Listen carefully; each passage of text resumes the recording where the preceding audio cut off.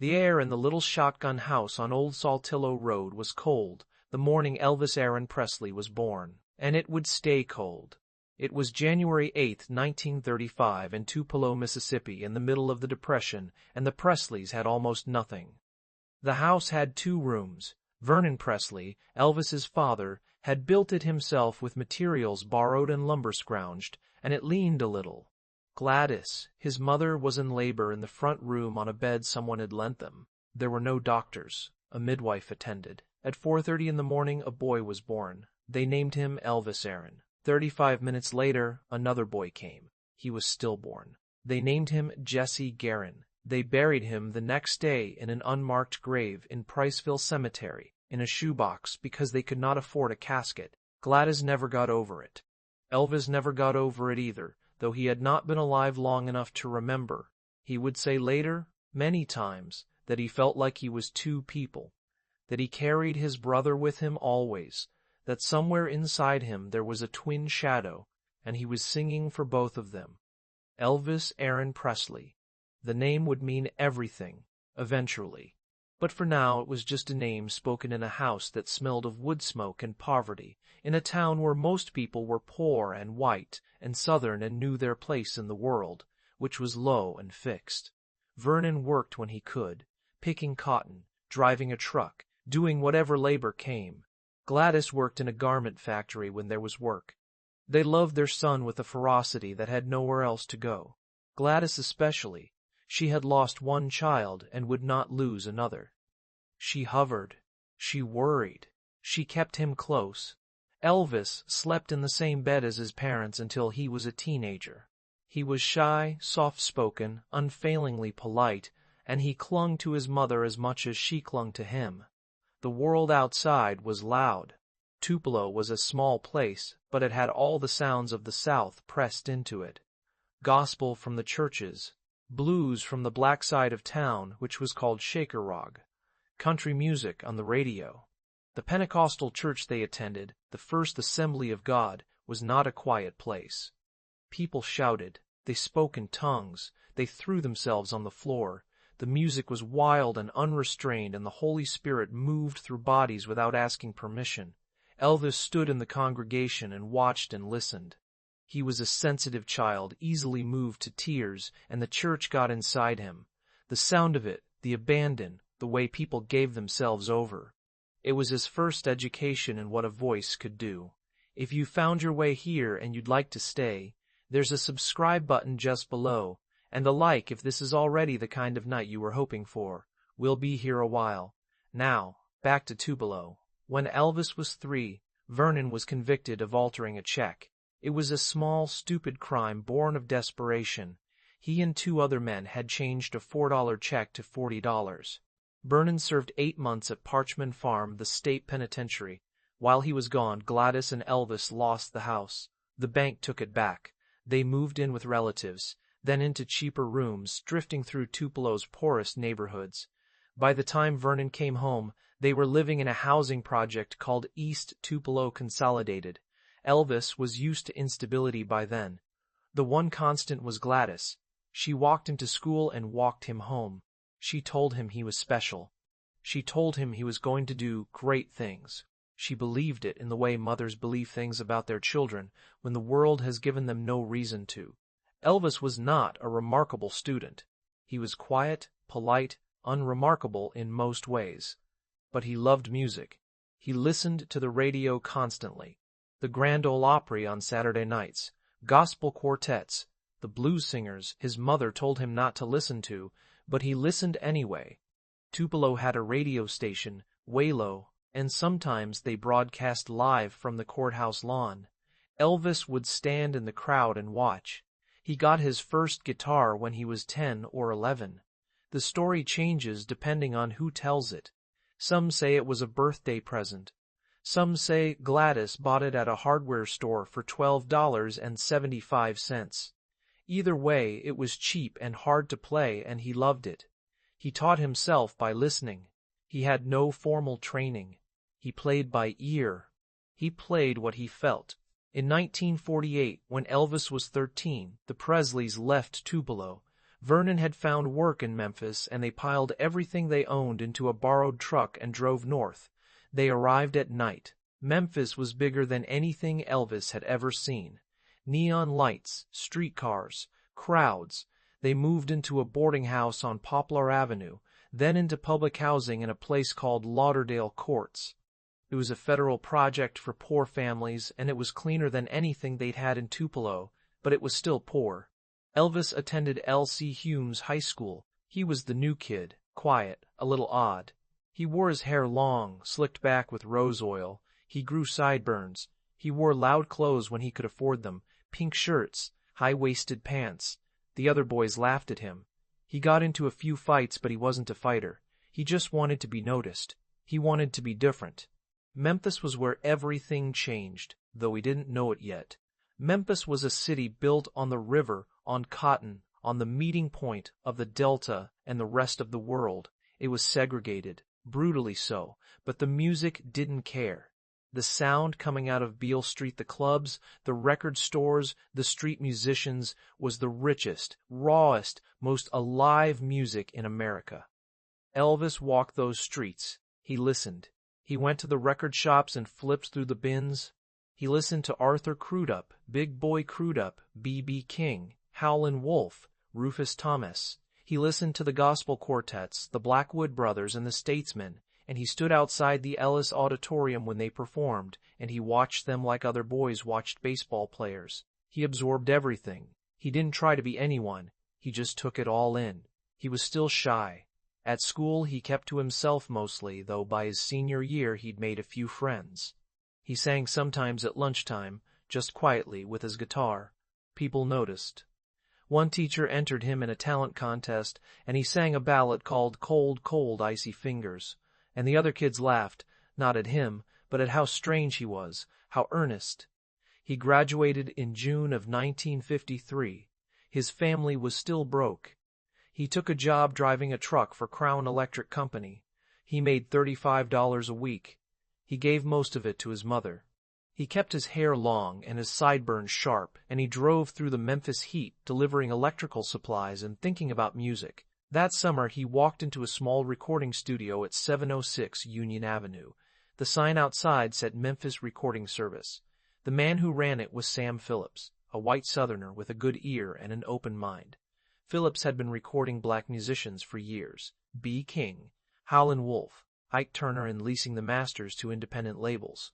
He'd started his own label the year before, Sun Records. It was small and scrappy, and Phillips was always looking. There was a service the studio offered for $4. Anyone could come in and cut a record, a single acetate to take home. It was called a vanity recording.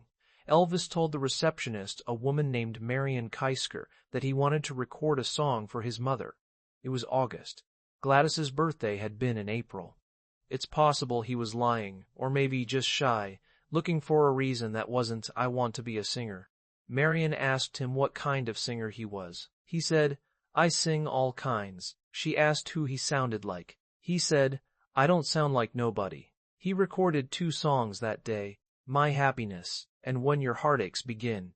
Both were ballads, sentimental and old-fashioned, and his voice was nervous but distinct. Marion Keisker made a note of his name.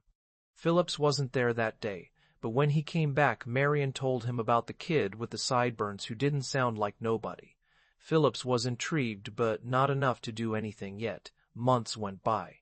Elvis came back in January of 1954 and paid to cut another vanity record. Still nothing happened. But Phillips didn't forget. By the spring, he was looking for someone who could sing a certain kind of ballad he'd gotten hold of, and Marion suggested Elvis. Phillips called him in. The ballad didn't work out. Elvis couldn't make it sound right.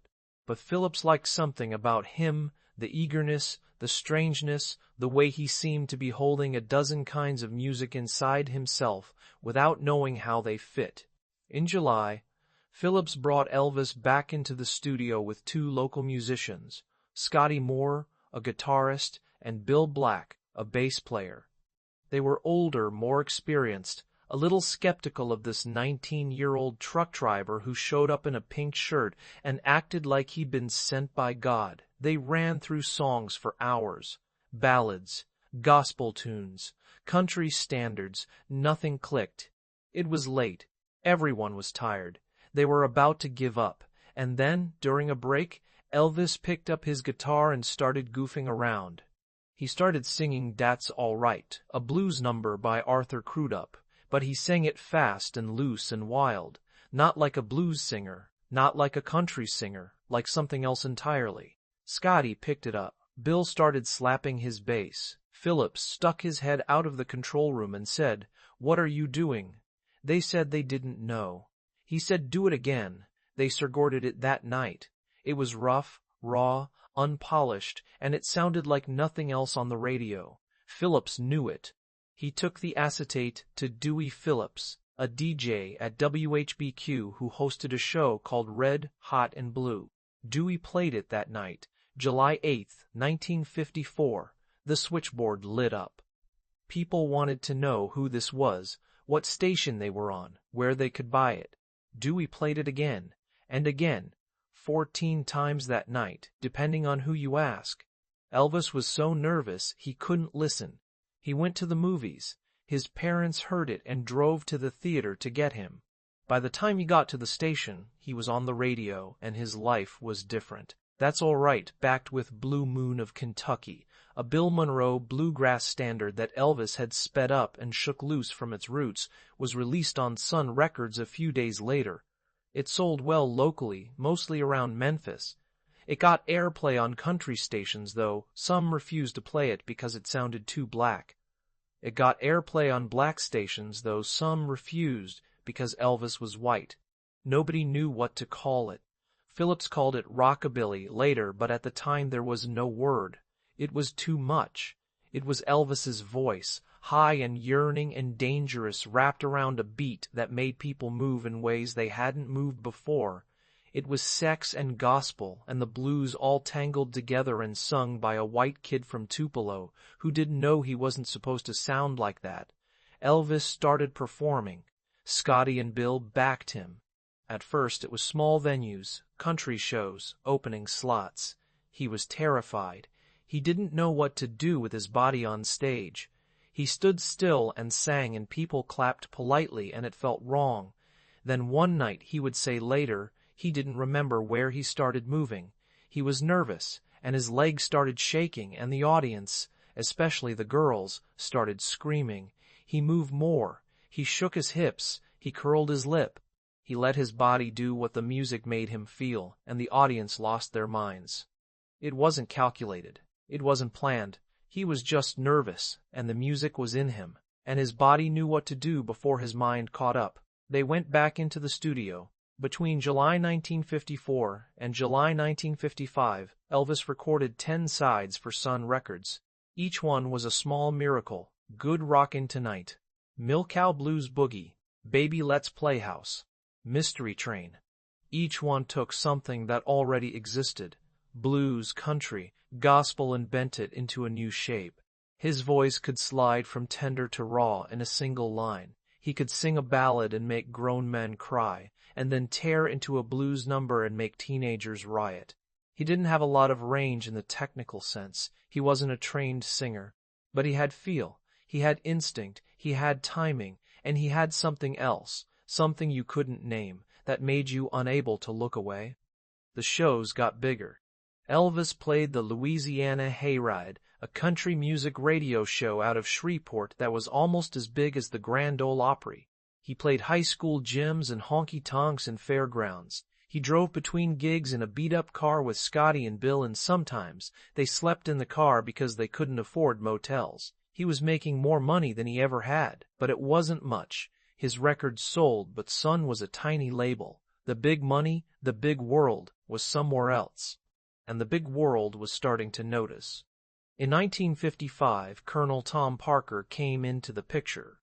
Parker wasn't a colonel. He was a Dutch immigrant who'd come to America as a teenager, worked in carnivals, managed country singers, and reinvented himself as a Southern gentleman and a ruthless deal-maker. He'd been watching Elvis for months. He saw what Sam Phillips saw, but bigger. He saw a phenomenon. He convinced Elvis and his parents to let him manage the boy. He started working on getting Elvis a major label contract. By November, he'd sold Elvis's contract to RCA Victor for $35,000, a huge sum at the time, the most RCA had ever paid for an artist. Sam Phillips took the money and used it to keep Sun Records afloat. Elvis got $5,000. It was more money than the Presleys had ever had. RCA brought Elvis to Nashville in January of 1956 to record. They weren't sure what they bought. They knew he was big in the South, big with teenagers, but they didn't know if he could cross over. The first session produced Heartbreak Hotel, a strange, echoey, almost bluesy ballad that Elvis sang like a ghost. RCA released it that month. It hit #1 on the Billboard pop chart by April. It stayed there for 8 weeks. It sold over 1 million copies. Elvis was 21 years old. Everything after that happened fast. Too fast. Parker booked him on television. The Dorsey Brothers stage show in January. The Milton Berle show in April. The Steve Allen show in July. And then, in September, the Ed Sullivan show, the biggest stage in America, watched by 60 million people. Sullivan had said he'd never have Elvis on his show, that he was too vulgar. But the ratings were too good to ignore. Elvis appeared 3 times between September 1956 and January 1957 and 1956. For the third appearance, Sullivan famously ordered the cameras to film him only from the waist up. The country was losing its mind over what Elvis did with his hips, and Sullivan wanted to protect America's living rooms. It didn't matter. By then, everyone knew. Elvis Presley was the biggest star in the world. He released his first album for RCA in March of 1956. It was called Elvis Presley, and it went to #1 and stayed there.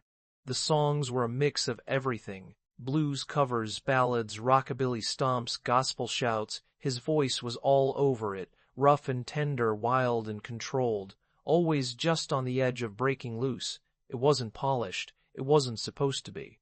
It was raw and urgent and real. Teenagers bought it in numbers the industry had never seen. Their parents hated it. Churches condemned it. Preachers said Elvis was the devil. Segregationists said he was corrupting white youth with Negro music.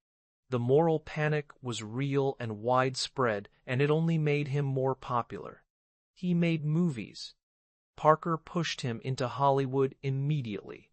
The first was Love Me Tender, a Civil War drama released in November 1956. Elvis couldn't act, and he knew it. The movie was forgettable, but he sang 4 songs, and teenagers packed the theaters. Parker saw the future. Forget the music. Forget the danger. Movies were safer, more profitable, more controllable. Over the next decade, Elvis would make over 30 films, almost all of them forgettable, almost all of them profitable. Parker booked him into Formula Pictures with thin plots and a dozen songs inserted at random: beach movies, musicals, romantic comedies. Elvis wanted to be James Dean. He wanted to be taken seriously, but Parker wanted him to be a product, and Parker controlled everything. In 1957, Elvis bought Graceland. It was a mansion on the edge of Memphis, white columns and rolling grounds, and it cost him $100,000. He moved his parents in. He bought Gladys a pink Cadillac. He bought his father a truck. He filled the house with relatives and friends and hangers-on, people who called themselves the Memphis Mafia, guys from the neighborhood who drove his cars and ran errands and never left. Graceland was a monument to how far he'd come and a fortress against the world outside. He felt safe there. He felt like himself. But he was also trapped. The fame was suffocating. He couldn't go anywhere without being mobbed. He couldn't walk down the street. He couldn't live a normal life. He was 22 years old, and already he was disappearing into his own image. In December 1957, he received his draft notice. The Army wanted him. Parker could have gotten him an exemption or placed him in special services entertaining troops, but he didn't. He knew the optics. If Elvis served like any other boy, the parents who hated him might forgive him. If he dodged, he'd be finished, so Elvis went. He reported to Fort Chaffee, Arkansas in March of 1958. They cut his hair. The photographers were there to document it. The sideburns, the pompadour, the whole look gone. He was G.I. Elvis now. He was assigned to the 3rd Armored Division in Freiburg, West Germany. He served 2 years. He didn't complain. He didn't ask for special treatment. He was a good soldier by all accounts, and the army loved him for it. The press loved him for it. America forgave him a little. But while he was in Germany, Gladys got sick. She'd been drinking heavily for years, self-medicating for anxieties. Elvis's fame had only worsened. In August of 1958, she was diagnosed with acute hepatitis. Elvis got emergency leave and flew back to Memphis. She was in the hospital. She was 46 years old, and she looked much older. He sat with her. He held her hand. She died on August 14th. Elvis fell apart. He sobbed at her funeral. He kissed her in the coffin. He told people he'd never get over it. He never did. Gladys had been the one person who loved him. Before he was Elvis, she'd been the center of his world. With her gone, something inside him came loose. He went back to Germany, but he wasn't the same. He was loaned. He was died. While he was stationed in Freiburg, he met Priscilla Beaulieu. She was 14. He was 24. Her stepfather was an Air Force officer stationed nearby. Someone brought her to a party at Elvis's house off base. She was beautiful and young and quiet, and he was taken with her. They started seeing each other. It wasn't a public thing. She was still a child, really, and he knew how it would look. But he kept in touch. When he returned to the States in 1960, he kept writing. He called her. He flew her to visit. Eventually, in 1963, he convinced her parents to let her move to Memphis to finish high school. She moved into Graceland. She was 17. He was 28. It was strange and controlling, and he shaped her into what he wanted. They married in 1967 in Las Vegas. The marriage was Parker's idea. Elvis's movie career was slowing down, and Parker thought a wedding would be good publicity. When Elvis came back from the Army in 1960, the world had changed. The rock and roll explosion he'd started was over, or at least it had moved on. Little Richard had quit music for the church. Jerry Lee Lewis had married his 13-year-old cousin and been blacklisted. Chuck Berry was in prison. Buddy Holly was dead. The British invasion was coming. The Beatles were about to land. Elvis returned to a hero's welcome, but he returned to Parker's plan, which was movies and more movies and nothing dangerous. He recorded constantly, but most of it was soundtrack material, disposable songs for disposable films. He didn't tour. He didn't perform live. He spent the 60s making 3 movies a year and living at Graceland and growing increasingly isolated and bored. The movies were bad. Even he knew it. Blue Hawaii. Girls. Girls. Viva Las Vegas. Gat! He'd show up on set, sing the songs, do the scenes, collect the check. He hated it, but he didn't know how to stop. Parker controlled everything. The contracts were ironclad. Parker took 50% of everything Elvis made, an unheard-of cut for a manager, and Elvis just accepted it. He trusted Parker. Or maybe he was too tired to fight. He took pills to stay awake during the shoots and pills to sleep at night.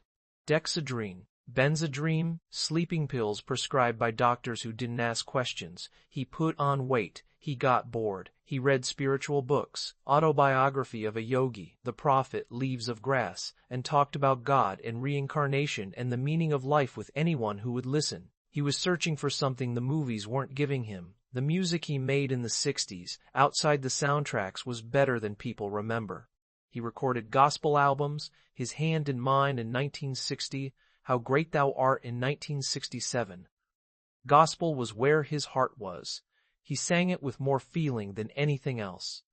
How Great Thou Art won him his first Grammy, and he was prouder of that than any of his pop hits.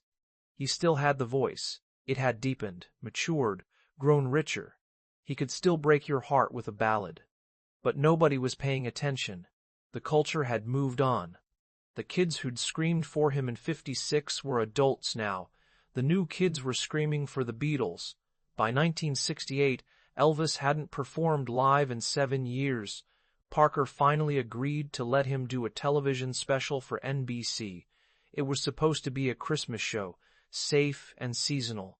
But the director, Steve Binder, had another idea. He wanted to remind people who Elvis was. He wanted to put him back on stage, in front of a live audience, doing what he did best. Elvis was nervous. He didn't know if he could still do it, but Binder pushed him. They built a small stage in the round and dressed Elvis in black leather and sat him down with a guitar and a few musician friends, and they just played. No script, no plan. Just Elvis, singing and talking and laughing and sweating, loose and alive and present in a way he hadn't been in years. The special aired in December of 1968. It was called simply Elvis, though everyone called it the Comeback Special. 50 million people watched. The reviews were ecstatic. Elvis was back. He went back into the studio in January of 1969, in Memphis this time, at American Sound Studio with a producer named Chips Moman. It was the first time in years that he'd recorded outside of Nashville's safe, corporate system. The sessions were loose and inspired. He recorded Suspicious Minds, In the Ghetto, Kentucky Rain, Don't Cry Daddy. His voice was in peak form, nuanced. A king. Suspicious Minds, released in the fall of '69, went to number 1. It was his first number 1 single in 7 years. He was 34. He sounded better than he ever had. The songs were serious, adult, full of feeling. This was the kind of music he'd wanted to make all along. For a moment, it seemed like he might have a second act, a real one. Parker booked him into Las Vegas, the International Hotel, the biggest venue in the city, for a month-long residency starting in July of 1969. Elvis was terrified. Vegas was where careers went to die, but he put together a band-a-tight, versatile group that could handle rock, gospel, ballads, blues. He rehearsed obsessively. Opening night, he walked on stage in a white jumpsuit, high-collared and simple, and he owned the room. He prowled the stage. He joked with the audience.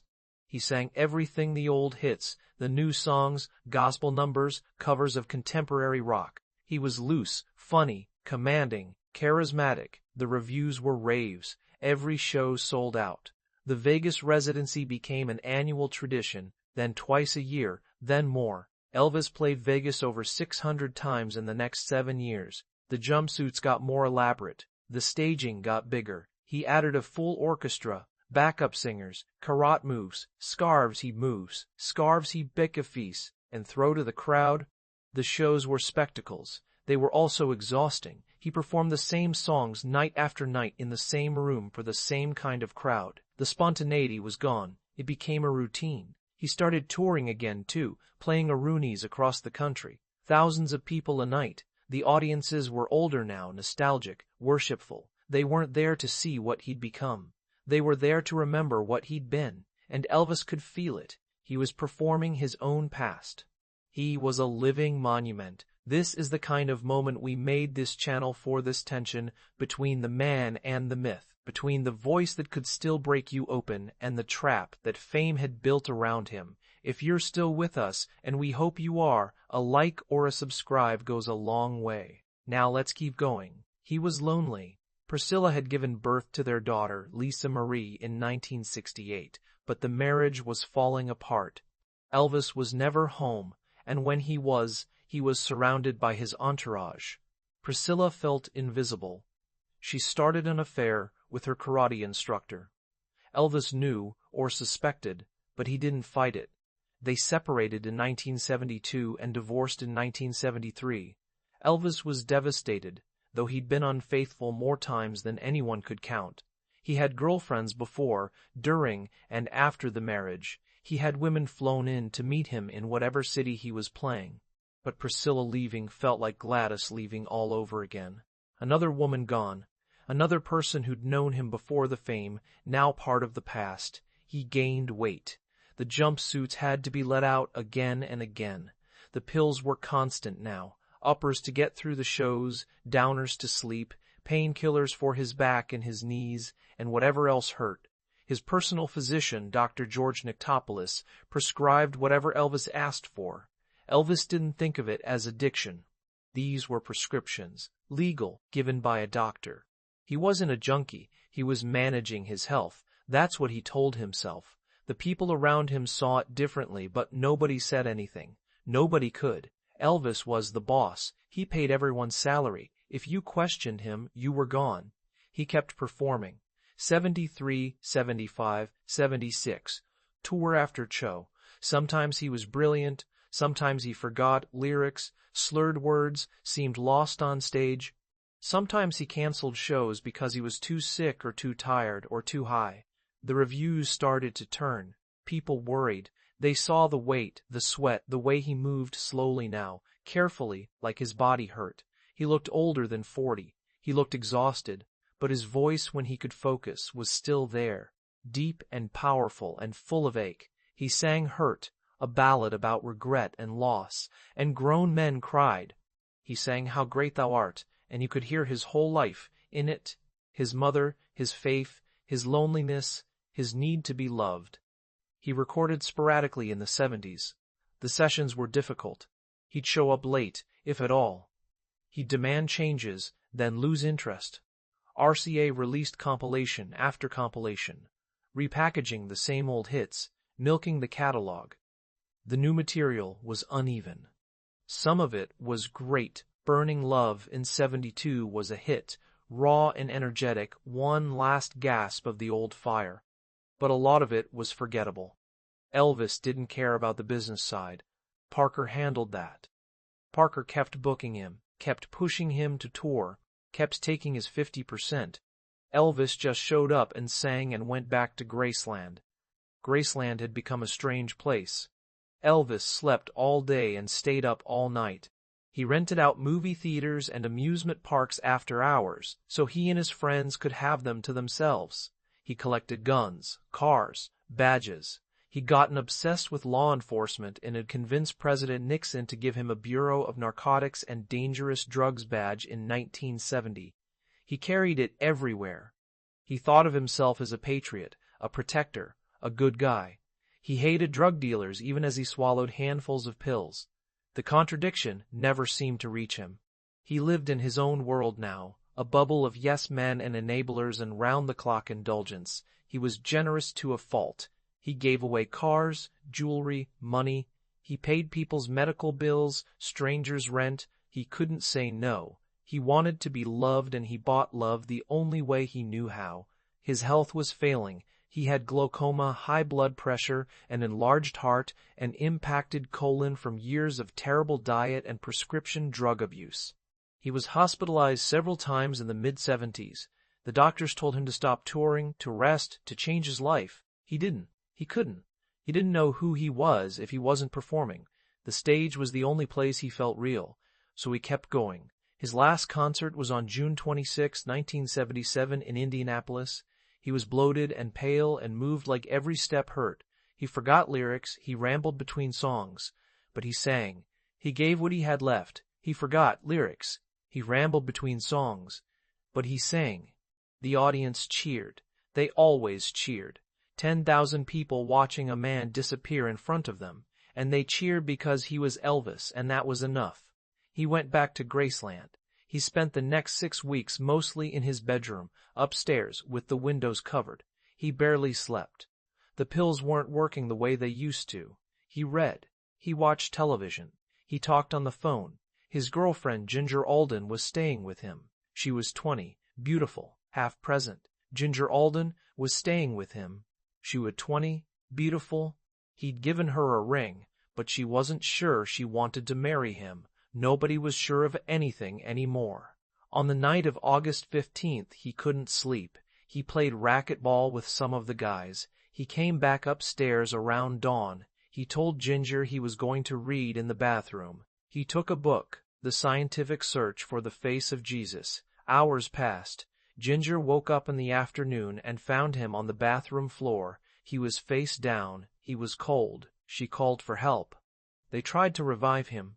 The ambulance came. They took him to Baptist Memorial Hospital. He was pronounced dead at 3:30 in the afternoon on August 16, 1977. He was 42 years old. The official cause of death was a heart attack.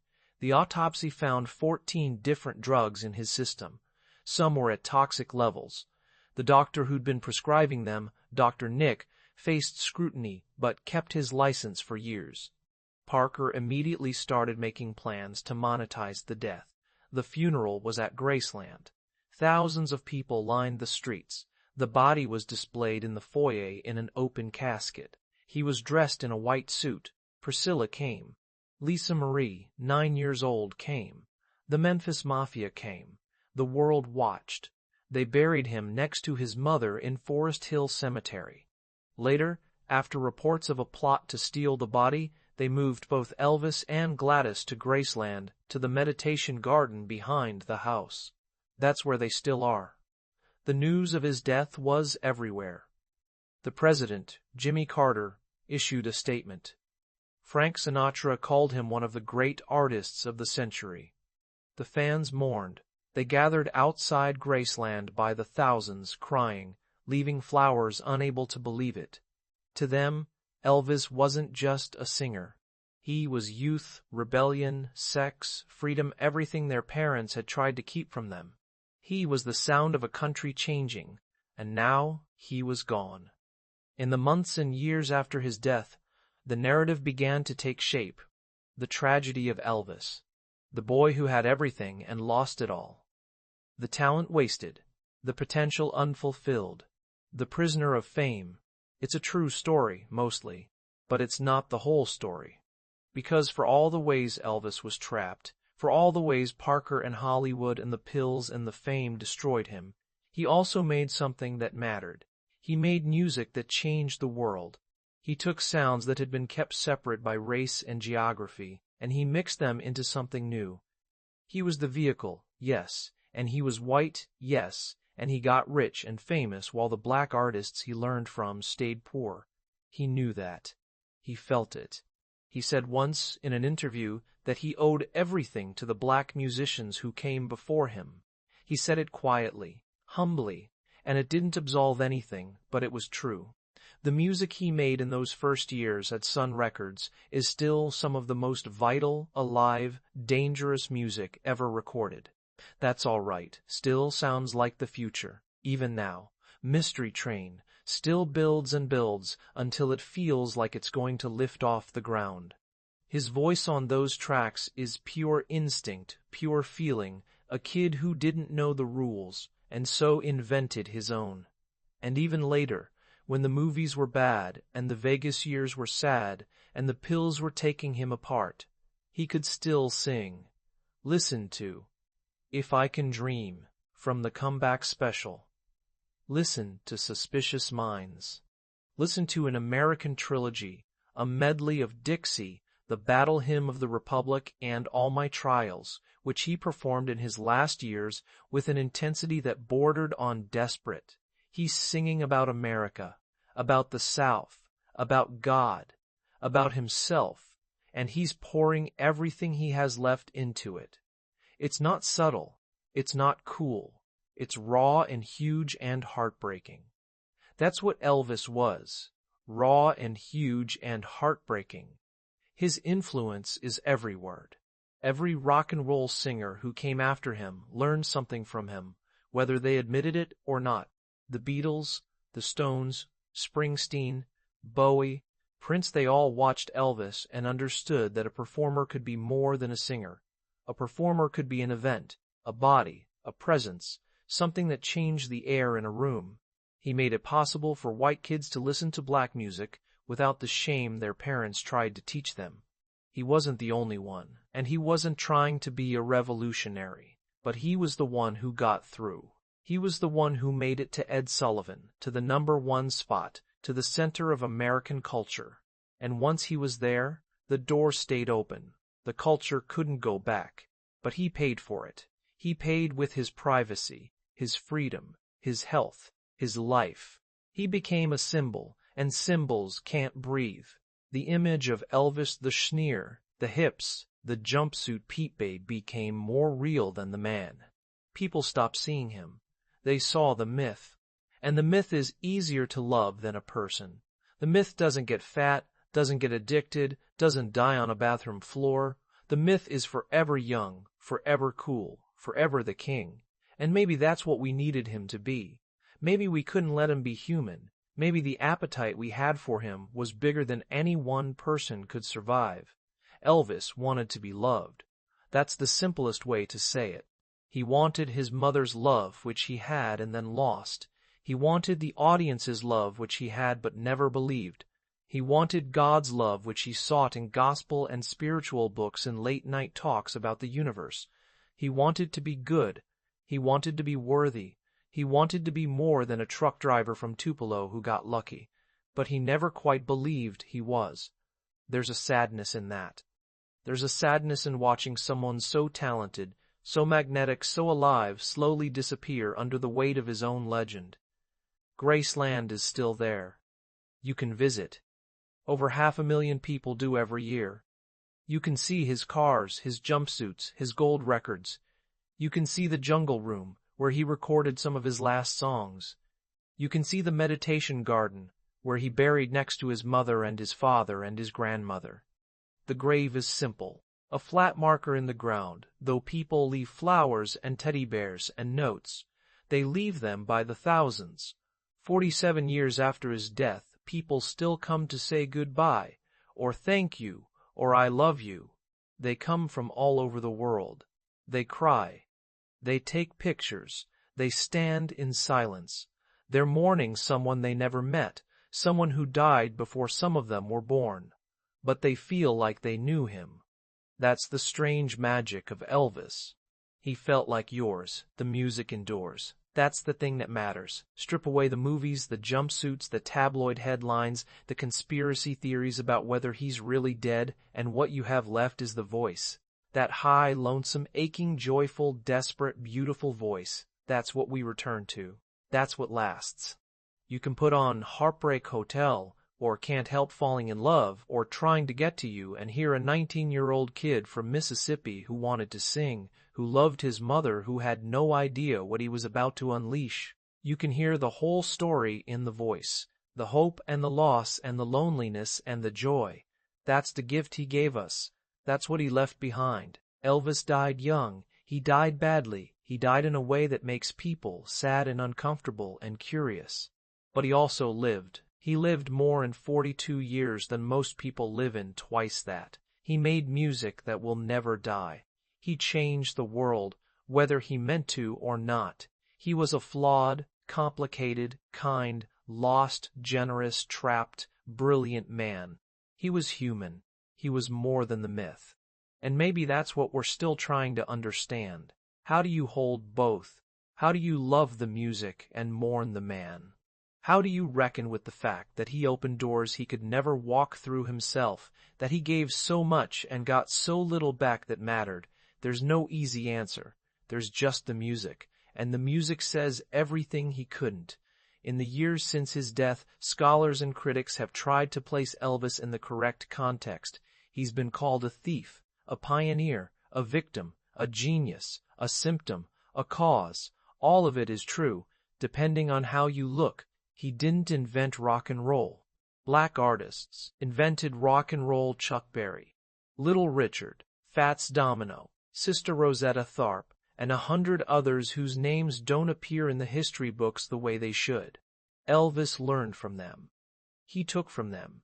And because he was white, because he had the right face at the right time, he became the one who got famous.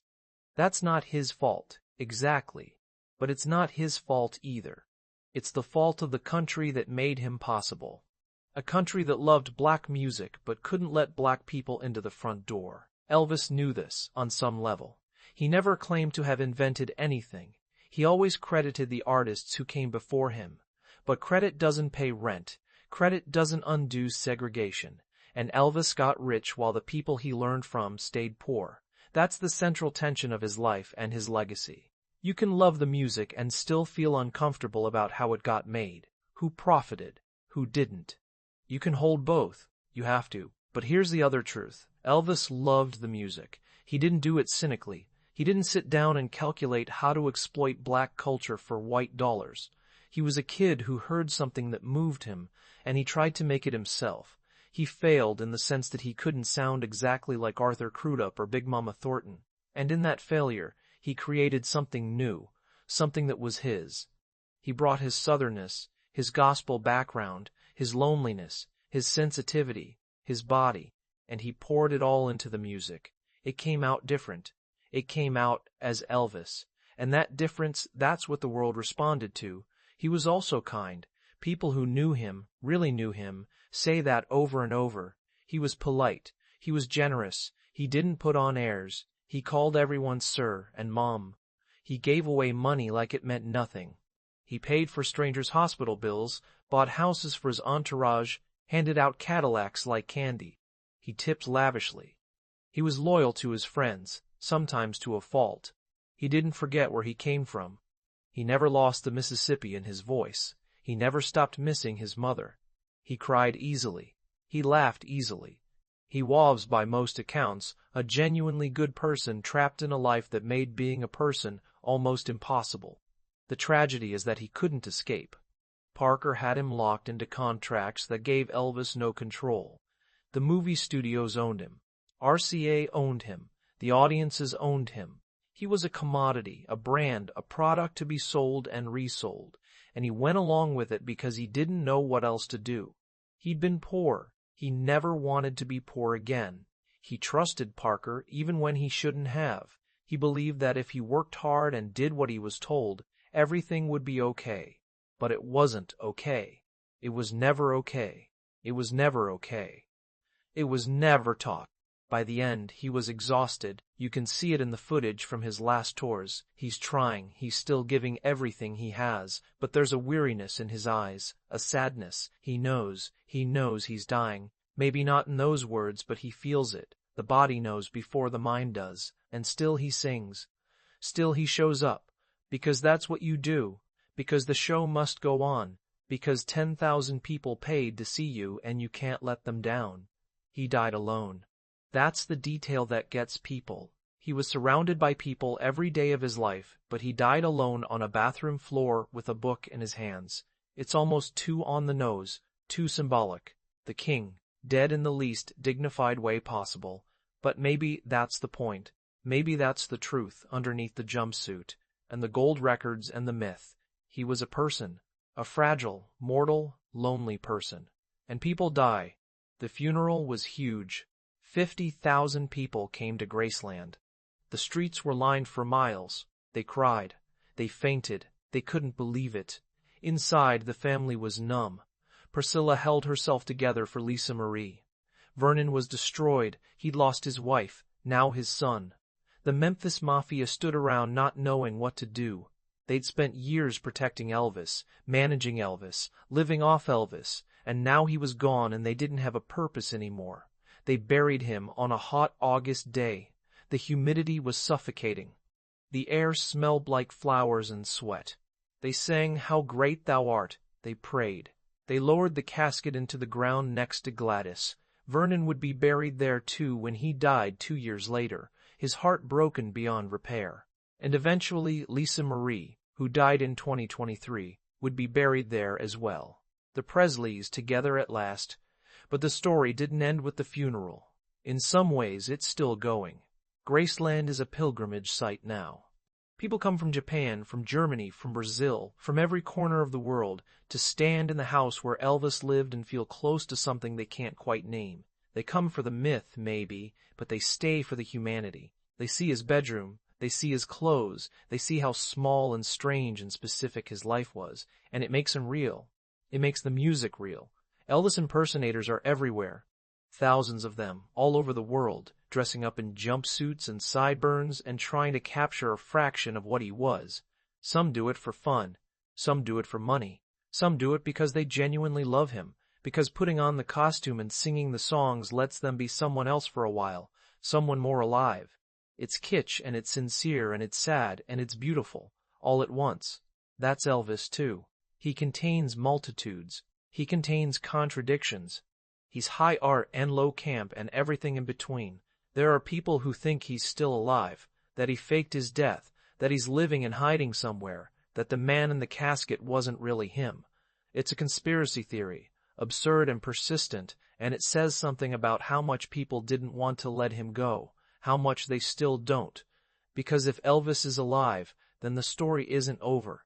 There's still a chance for the comeback, the redemption, the happy ending. But the story we've stole, he's gone, and maybe that's okay. Maybe the ending doesn't have to be happy for the story to matter. The music industry he left behind is unrecognizable now. Streaming, social media, the collapse of the record store, the rise and fall of MTV Elvis would be baffled by all of it, but the thing he represented, the idea of him, is still everywhere. The concept of the solo superstar, the entertainer who's bigger than the music, who's a persona and a product and a force of nature that's Elvis. Every pop star since has been working in his shadow, whether they know it or not. He set the template. He showed what was possible. And the culture ate him alive for it. But listen to the music.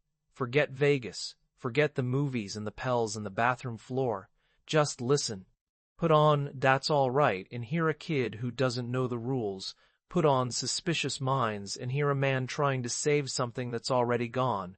Put on How Great Thou Art and hear someone reaching for God, for transcendence, for something bigger than the mess he's made of his life. The voice is still there. The feeling is still there. The heart is still there. That's what lasts. Elvis was not perfect. He was complicit in systems he didn't create, but benefited from. He was self-destructive. He was passive in the face of Parker's control. He made bad choices. He hurt people, mostly himself, but he also gave the world something it had never heard before. He took music that had been marginalized and he put it on the biggest stage in the world. He made millions of people feel something: desire, joy, rebellion, freedom, longing. He made them move. He made them feel alive. That's not nothing. That's everything. You can argue about his place in history. You can debate his legacy, his contributions, his sins, but you can't argue with the voice. Listen to it. Really listen. Close your eyes and let it in. It's still there after all these years, still aching and soaring and breaking and healing. It's still Elvis, the truck driver from Tupelo, the kid who walked into Sun Records and didn't sound like nobody. It's still the boy who loved his mother. It's still the man who wanted to be good. It's still the voice that changed everything, and maybe that's enough. Elvis Presley was a lightning strike, a moment when everything aligned: talent, timing, hunger, need, and the world was never the same. He didn't ask for the weight of it. He didn't ask to be the king. He just wanted to sing. He wanted to make his mother proud. He wanted to be loved. And he was. He was loved more than almost anyone in history. But love, the kind that comes from millions of strangers, doesn't keep you warm at night. It doesn't fill the empty places. It doesn't save you. He saved others, though. In a way, he saved the kids who needed their own music, who needed permission to move their bodies, to feel their feelings, to be loud and alive and unashamed. He saved the culture from its own rigidity. He broke something open that couldn't be closed again. That's his legacy. Not the movies, not the money, not the myth. The breaking open, the door kicked down, the sound of a voice that refused to stay in the box the world tried to put it in. So we remember him. We play the records. We visit Graceland. We argue about what he meant and what he took and what he gave. We watch the footage of the young Elvis on Ed Sullivan, and we watch the footage of the old Elvis in Vegas, and we try to reconcile the two. We mourn the waste of it. We celebrate the beauty of it. We hold both, because that's what it means to love someone complicated. You hold all of it, the light and the shadow, the genius and the mess, the voice and the silence. Elvis is gone. He's been gone for a long time. But if you want to find him, he's not hard to locate. He's in every record store, every oldies station, every karaoke bar, every impersonator in a rhinestone jumpsuit. He's in the DNA of rock and roll, of pop, of American music. He's in the way we think about fame, about celebrity, about the cost of being watched. He's in the collective memory, the shared language, the shorthand we use when we talk about someone who burned too bright too fast. But more than that, he's in the music. He's in the first three notes of Heartbreak Hotel. He's in the ache of Can't Help Falling in Love. He's in the wild joy of Jailhouse Rock and the raw grief of Hurt. He's in every song he ever sang, and some he didn't. He's in the silence between the notes, the breath before the lyric, the moment when the voice cracks and you remember that a person made this, a real person with a beating heart and a breaking heart and a heart that finally gave out. That's where Elvis is. That's where he's always been. In the sound, in the feeling, in the sound, in the feeling, in the thing that can't be bought or sold or turned into a jumpsuit, in the thing that can't be bought or sold or turned into a jumpsuit, in the thing that music, in the voice, in the song that sound. Elvis Presley gave everything he had to the world, his body, his privacy, his health, his joy, his sadness, all of it, and the world took it and asked for more. He was a product of his time, and he transcended his time. He was trapped by his circumstances, and he broke through his circumstances. He was extraordinary and painfully, heartbreakingly ordinary. He wanted to be loved, and he was loved, but not in a way that saved him. Maybe no love could have. We tell these stories, long, slow, careful stories about artists and their lives, because something in us needs to understand how beauty gets made, how a kid from nowhere becomes someone whose voice echoes across generations, how talent and luck and hunger and pain come together to make something that outlasts the person who made it. Elvis is one of those stories, maybe the biggest one, the truck driver who became the king, the boy who sang for his mother and ended up singing for the whole world. The man who had everything and lost everything and left us with a catalog of songs that still, even now, make us feel something we can't quite name. If tonight felt like time well spent, a like or a subscribe is the quietest way to say so, and it helps more people find their way here, to these long nights with lives like his. Wherever you are right now, whatever brought you here, whether you came for Elvis or you came for the quiet, whether you're falling asleep or wide awake at 3 a.m. thinking about what it costs to be remembered, we're glad you stayed. We hope the story gave you something. We hope the music stays with you.